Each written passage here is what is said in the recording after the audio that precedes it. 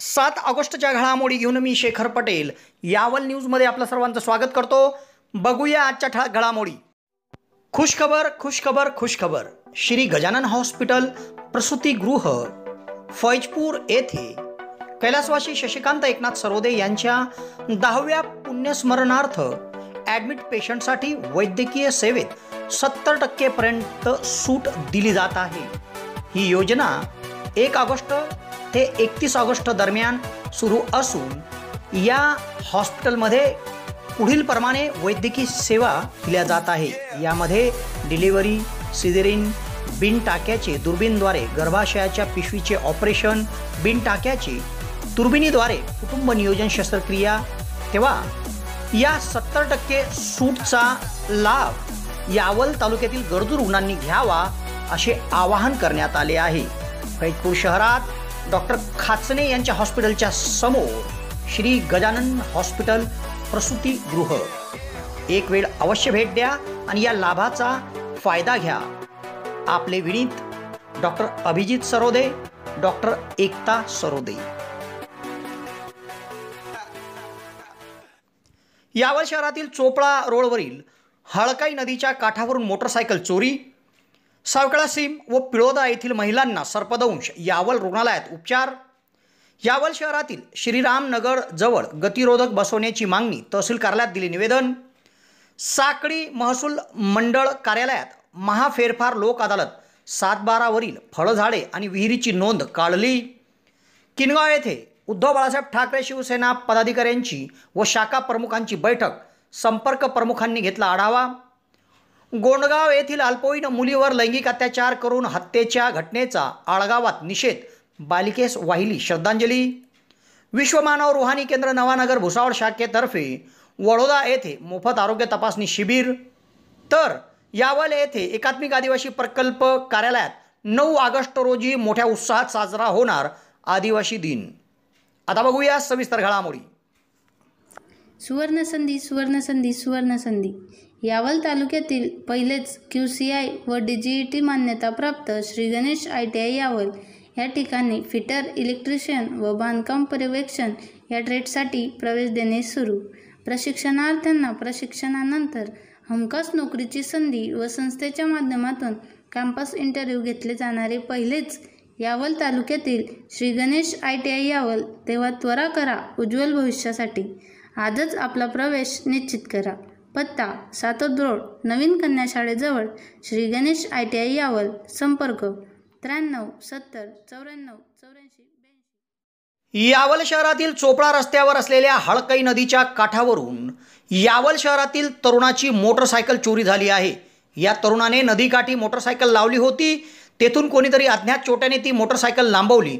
तेव्हा या प्रकरणी यावल पोलीस ठाण्यात अज्ञात चोरट्याविरुद्ध चोरीचा गुन्हा दाखल करण्यात आला आहे। यावल शहरातील खिरनीपुरा भागातील रहिवासी जफर खान करीम खान हा तरुण आपली मोटरसायकल क्रमांक MH19 DG 2843 घेऊन चोपडा रस्त्यावर गेला होता। त्याने हळकाई नदीच्या काठी आपली मोटरसायकल लावली होती। दरम्यान तेथून कोणीतरी अज्ञात चोरट्याने त्याची ही मोटरसायकल चोरी केली। सदर प्रकार निदर्शनास आल्यानंतर या तरुणाने आपल्या मोटरसायकलचा सर्वत्र शोध घेतला आणि सर्वत्र शोध घेऊनही मोटरसायकल मिळून न आल्याने यावल पोलीस ठाण्यात अज्ञात चोरट्याविरुद्ध मोटरसायकल चोरीचा गुन्हा दाखल केला आहे। पुढील तपास यावल पोलीस ठाण्याचे पोलीस निरीक्षक राकेश मानगावकर यांच्या मार्गदर्शनाखाली सहाय्यक फौजदार विजय पाचपोळ करीत आहे। आपल्याला गृहोपयोगी साहित्य आणि वस्तू खरेदी करायची आहे तर यावल शहरातील यश एजन्सीमध्ये भेट द्या। या ठिकाणी आगामी उन्हाळ्याच्या पार्श्वभूमीवर कूलर, फ्रीज आणि AC वर विविध प्रकारची ऑफर सुरू आहे। या ऑफरमध्ये साहित्य खरेदी केल्यावर हमखास भेटवस्तू मिळत आहे। तेव्हा तुम्हाला जर या उन्हाळ्यात खरेदी करायची आहे तर यावल शहरातील यश एजन्सीमध्ये भेट द्या। यावल तालुका शेतकरी खरेदी विक्री संघाचे व्यापारी संकुलात यश एजन्सी हे भव्य दालन आपल्या स्वागतासाठी सज्ज आहे। सावकाळा सीम आणि पिळोदा या गावांच्या शेतशिवारात शेतात काम करताना 2 महिलांना सर्पदंश झाला। तेव्हा या 2 महिलांना यावल ग्रामीण रुग्णालयामध्ये उपचाराकरिता दाखल करण्यात आले। या 2 महिलांवर यावल रुग्णालयात उपचार सुरू असून त्यांची प्रकृती स्थिर आहे। सावखेडा सीम तालुका यावल या गावाजवळ शेतात मेहरमबाई जुम्मा तळवी वय 60 वर्ष तसेच पिळोदा या गावाच्या शेत शिवारात कल्पनाबाई विजय पाटील वय 40 वर्ष ह्या दोघं महिला काम करत होत्या। दरम्यान त्या दोघं महिलांना त्या ठिकाणी काम करत असताना सर्पदंश झाला। तेव्हा या दोघं महिलांना तातडीने यावल ग्रामीण रुग्णालयामध्ये उपचाराकरिता दाखल करण्यात आले। या ठिकाणी या दोघं महिलांवर वैद्यकीय अधिकारी डॉक्टर प्रशांत जावळे, अधिपरिचारिका माधुरी ठोके सह आदींच्या वतीने उपचार करण्यात आला आहे। या दोघं महिलांची प्रकृती सध्या स्थिर आहे। यावल शहरातील सातोद रस्त्यावर श्रीराम नगर आहे। या श्रीराम नगरातील नागरिकांनी यावल तहसील कार्यालयामध्ये निवेदन देत या ठिकाणी गतिरोधक बसवण्याची मागणी केली आहे। या रस्त्यावर जिल्हा परिषद तसेच मुलींची कन्या शाळा आहे। या रस्त्यावरून वाहनधारक ये-जा करतात आणि वेगाने ते वापरतात, म्हणून अनेक वेळा किरकोळ अपघात घडतात। म्हणून वेग नियंत्रणात आणण्यासाठी या ठिकाणी स्पीड ब्रेकर टाकावे अशी मागणी आहे। यावल शहरातील सातोद रस्त्यावरील श्रीराम नगरातील रहिवासी नागरिकांनी यावल तहसील कार्यालयात निवासी नायब तहसीलदार संतोष विनंते यांच्याकडे निवेदन दिले आणि श्रीराम नगरजवळ स्पीड ब्रेकर अर्थात गतिरोधक बसवण्याची मागणी केली। त्यांनी दिलेल्या निवेदनात म्हटले आहे की स्टेट बँकेपासून तहसील कार्यालयापर्यंतच्या रस्त्यावर गतिरोधक आवश्यक आहे, कारण या मार्गावर जिल्हा परिषदची मराठी तसेच उर्दू शाळा आहे आणि पुढे कन्या विद्यालय देखील आहे। मोठ्या संख्येत या रस्त्यावरून विद्यार्थ्यांचा वापर असतो। या रस्त्यावर अनेक वाहन सुसाट वेगाने अनेक जण चालवतात, परिणामी किरकोळ अपघात या ठिकाणी नित्याचे झाले आहे। तेव्हा या ठिकाणी गतिरोधक बसवण्यात यावे अशी मागणी त्यांनी निवेदनातून केली आहे। सदरचे निवेदन कामराज घारू, हेमराज घारू, मिलिंद कोळी, पवन कोळी, मिलिंद कोळी, तुषार डांबरे, निखिल कोळी, अमर घारू, राजू मिस्त्री, प्रकाश कुंभार, लोकेश बारी, आमीन खाटिक, राजू बारी, रितेश गजरे, अर्जुन अडकमोल आदींच्या वतीने देण्यात आले आहे।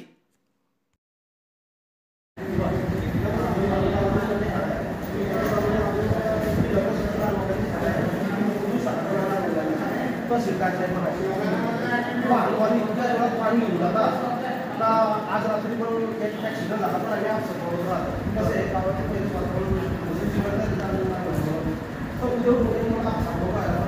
आमची विनंती अशी करतो, आमची अर्ज घेऊन सगळे साहेबांनी पण पत्र दिलेले आम्हाला। तर आमची कशी विनंती आहे सरकार म्हणजे लवकरात लवकर स्टुडंट टाकली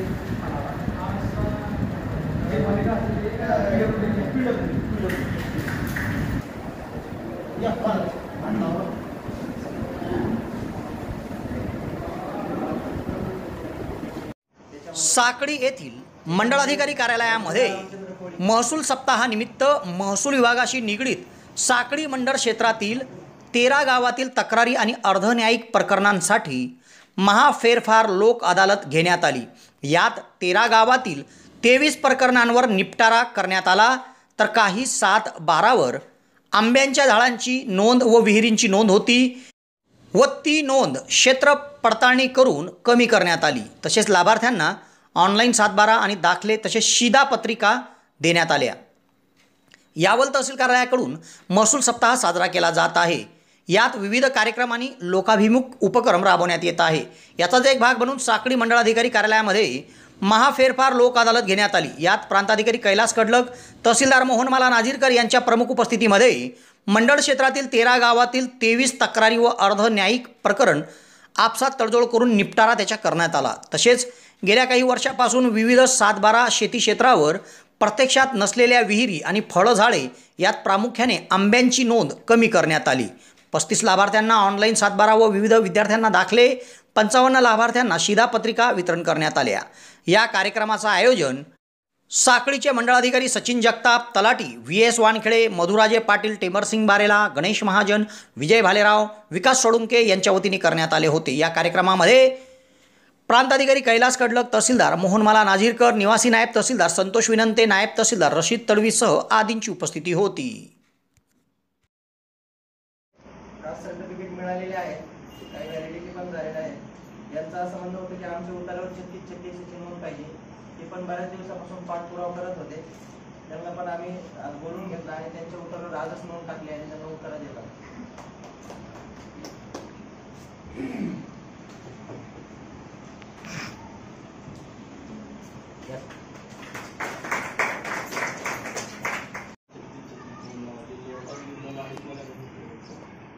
माझ्या भावाजवळ 8 सर्टिफिकेट आहे. मी तहसीलला बी अर्ज केले तरी आपल्याला मला योग्य मार्गदर्शन केले आणि महसूल सप्ताहामध्ये माझं काम झालं. एवढं धन्यवाद. म्हणजे आपल्या कार्यप्रणालीमध्ये ई पीक पाहणीमध्ये आहे आणि ई पीक पाहणीची माहिती ते तुम्ही वापरता. पण या व्यतिरिक्त नवीन काय आणले आम्ही तर 1 ऑगस्टपासून संपूर्ण राज्यात ई हक्क प्रणाली नावाची एक प्रणाली चालू केलेली आहे. ही प्रणाली काय आहे तर ई हक्क प्रणाली म्हणजे तुम्ही कायम तलाठी कार्यालयात किंवा तहसील कार्यालयात जे फेरफार मिळण्यासाठी येतात म्हणजे दाखल करण्यासाठी किंवा 7/12वर जे तुमच्या हक्काच्या नोंदी टाकायच्या असतात, तुम्ही फार कशासाठी येता?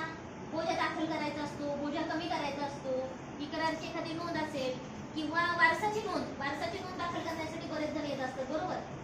किंवा कधीतरी जुनी लागलेली एखादी अपाकाची नोंद असेल ती कमी करायची असते. अज्ञान पालन करता 18 वर्ष पूर्ण झाले की ती तुम्हाला कमी करायला लागते.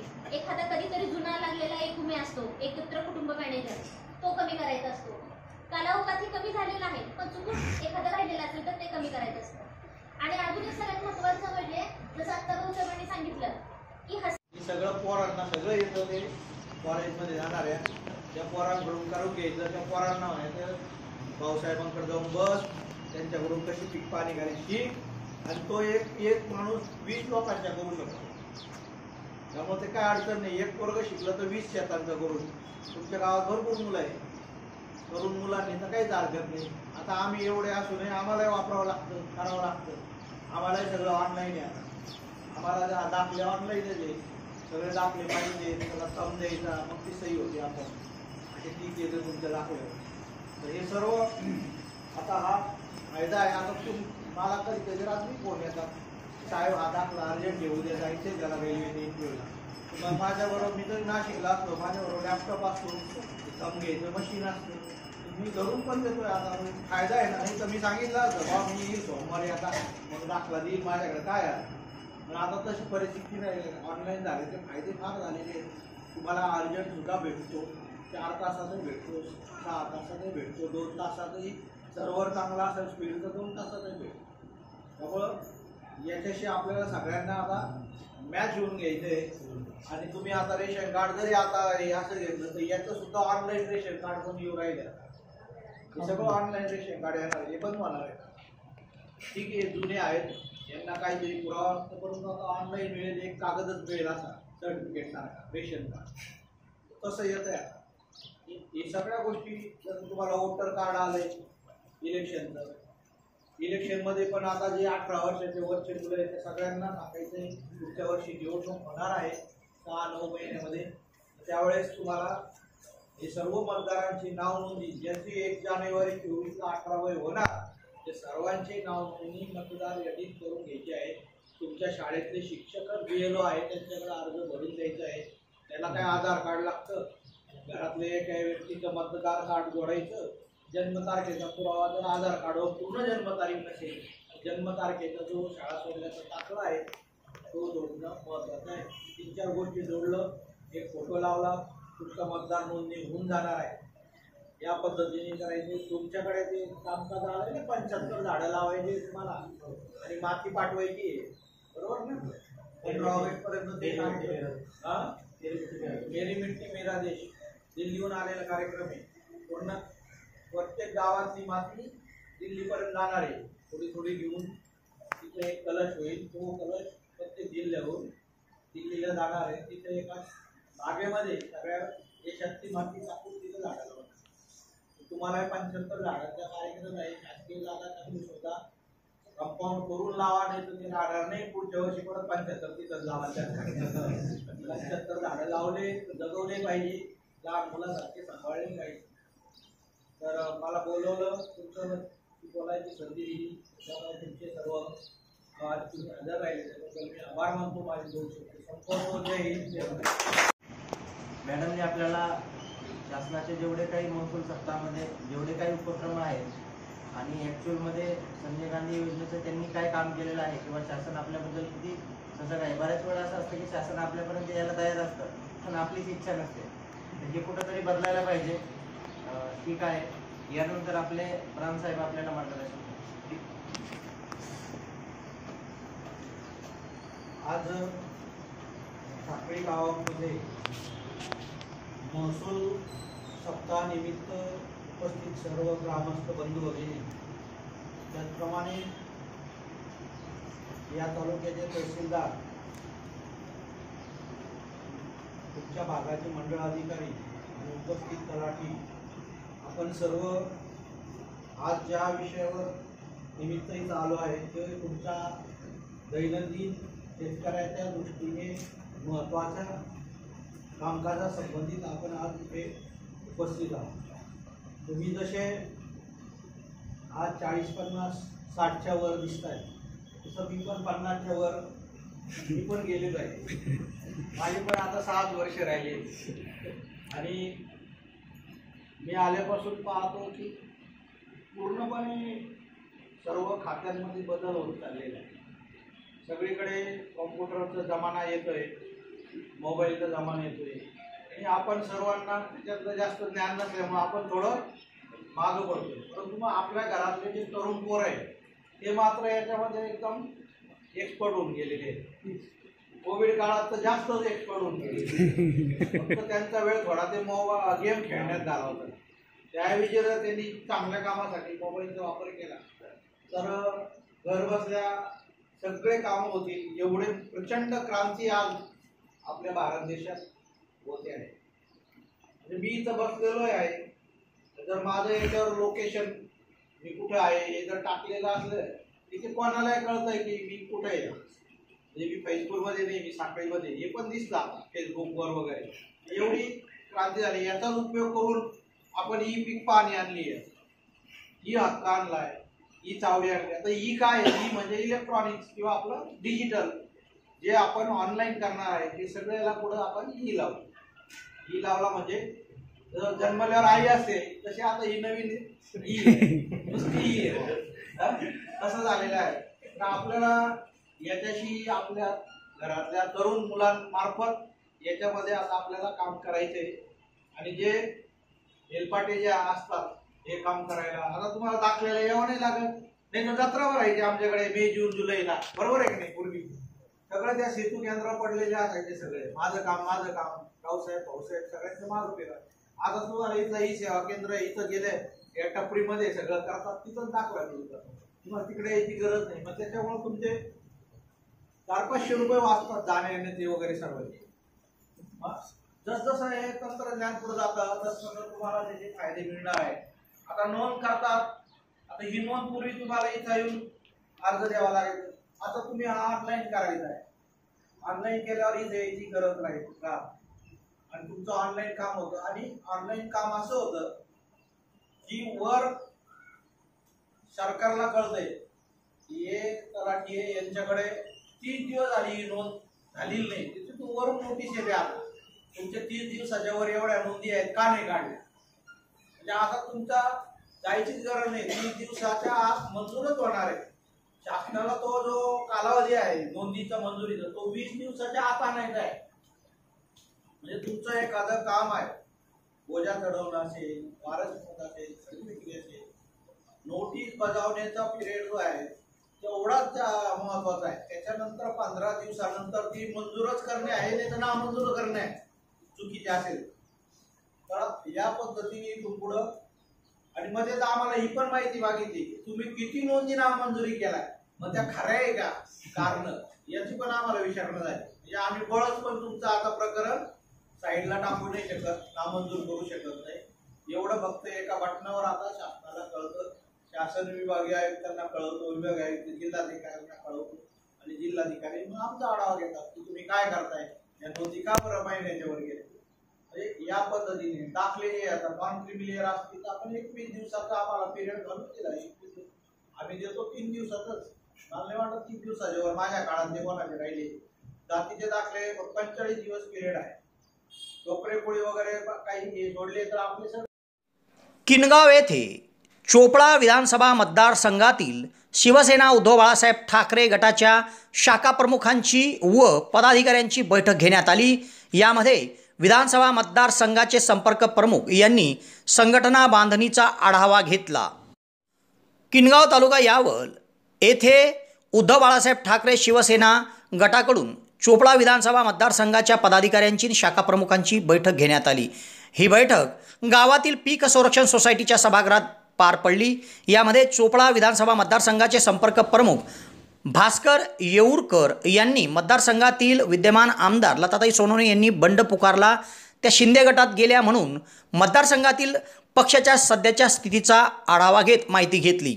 तसेच प्रत्येक कार्यकर्त्याने आगामी काळात पक्षाच्या संघटन बांधणीकरिता पोट तिळकीने काम करावे असे आवाहन त्यांनी कार्यकर्त्यांना केले।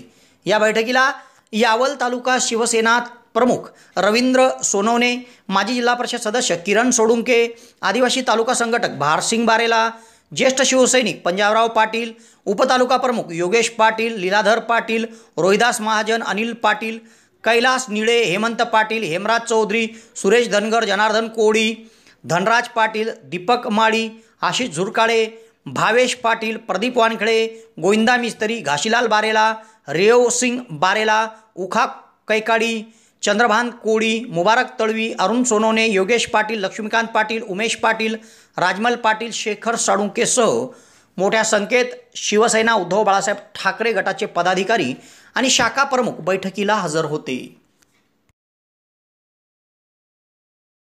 समिती इतर संलग्न संघटना यांच्याशी समन्वय साधावा, सर्व संघटनेच्या प्रवाहात एकत्र यावेत याची दक्षता घ्यावी। विधानसभा निवडणुका डोळ्यासमोर ठेवून मतदारसंघात सतत संपर्क ठेवून पदाधिकाऱ्यांच्या माध्यमातून वेगवेगळ्या ठिकाणी कार्यक्रम ठेवणे, स्थानिक प्रश्नावर आंदोलनात्मक कार्यक्रम घेणे, शासकीय योजनांचा जनतेला लाभ होईल असे उपक्रम राबवणे याबाबत पदाधिकाऱ्यांना मार्गदर्शन करणे। विधानसभा मतदारसंघातील तालुका प्रमुख व इतर पदाधिकाऱ्यांना संघटनात्मक बांधणीचे महत्त्व पटवून देणे, विधानसभा जिंकण्याची ईर्ष्या निर्माण करावी, त्यासाठी महिन्यातून 2 वेळा दौरे करावे। आळगाव या गावामध्ये गोंडगाव तालुका भडगाव येथील 7 वर्षीय मुलीवर लैंगिक अत्याचार करून तिच्या हत्येचा निषेध करण्यात आला। तसेच गावात एका कार्यक्रमाचं आयोजन करून मयत बालिकेस भावपूर्ण श्रद्धांजली वाहण्यात आली। तसेच दोषीला फाशीची शिक्षा व्हावी अशी मागणी करण्यात आली। आळगाव तालुका यावल या गावातील मुख्य चौकात एका कार्यक्रमाचं आयोजन करीत गोंडगाव तालुका भडगाव येथील 7 वर्षीय चिमुकलीवर एका 19 वर्षीय नराधामाने तिचे अपहरण केले, नंतर तिच्यावर लैंगिक अत्याचार केला आणि तिची हत्या केली। तेव्हा या हत्येच्या घटनेचा नागरिकांनी निषेध केला। तसेच ग्रामस्थांच्या वतीने शोकसभेचे आयोजन करून मयत बालिकेला महामृत्युंजय मंत्र पठण करून श्रद्धांजली वाहण्यात आली। तसेच या नराधमाला फाशीची शिक्षा देण्यात यावी अशी मागणी या प्रसंगी करण्यात आली। या कार्यक्रमात बाबूलाल पाटील सर, माजी सरपंच रवींद्र पाटील, संतोष पाटील, रमेश मराठे, मीराबाई मराठे, ज्ञानेश्वर मराठे, सुनंदा तायडे सह मोठ्या संख्येत नागरिकांची उपस्थिती होती। हॅलो गोंडगाव गावामध्ये कल्याणी पाटील आलेला आहे। त्या घराला फाशीची शिक्षा झाली पाहिजे। मुलीचा जन्म काही म्हणजे वारंवार हा वेळ नाही, मृत्यूला खूप कारण असतं। आपण जन्माला एकच कारण असतं, जन्माला फक्त आईच घालू शकते, मृत्यूला प्रत्येक जण तयार असतं, कोणीही मृत्यूला सावध करत राहतं। एवढं बोलून मी संपवतो। विश्व मानव रुहानी केंद्र नवानगर शाखा भुसावळ यांच्याकडून यावल तालुक्यातील वडोदा या ठिकाणी मोफत आरोग्य तपासणी शिबिर घेण्यात आले। या शिबिरामध्ये 130 रुग्णांची तपासणी करून गरजूंना जागेवरच मोफत औषध वितरण करण्यात आले। विश्व मानव रुहानी केंद्र नवानगर ही एक परोपकारी आणि आध्यात्मिक संस्था आहे। ही संस्था संत बलजीत सिंह महाराज यांनी शिकवलेल्या अनेक नैतिक जीवन, आध्यात्मिक आणि ध्यानधारणा यावर आधारित कार्यक्रम आणि लोककल्याणासाठी विविध प्रकारचे सामाजिक उपक्रम राबवते। या विश्वमानव रुहानी केंद्र नवानगर शाखा भुसावळ यांच्याकडून यावल तालुक्यातील वडोदा येथे मोफत आरोग्य तपासणी शिबिर घेण्यात आले। या शिबिरामध्ये 130 गरजू रुग्णांची मोफत आरोग्य तपासणी करण्यात आली आणि त्यांना मोफत औषध वितरण करण्यात आले। मोठ्या उत्साहात हा कार्यक्रम पार पडला। तज्ञ डॉक्टरांच्या उपस्थितीत या सर्व रुग्णांची तपासणी करण्यात आली। या कार्यक्रमात वडोदा गावाचे सरपंच संदीप भैया सोनवणे, ग्रामपंचायत सदस्य आणि नागरिक उपस्थित होते। मित्रा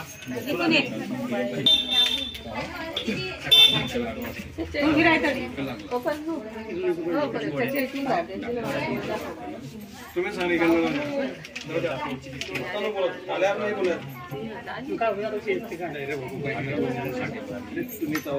वर्डिंग आली काय वर्डिंग टाकल्या होत्या सांग ना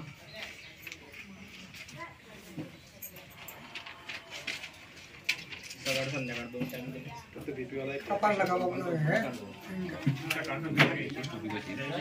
जेवण करून घ्यायचं आणि कान बी दुखतो डॉक्टर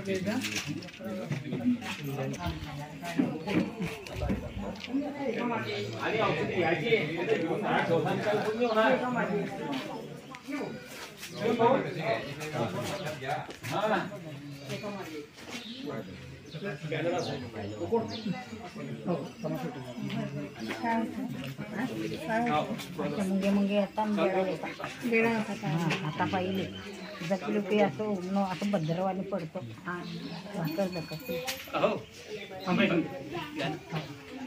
थांबा 2 मिनिटं थांबा छोटे करू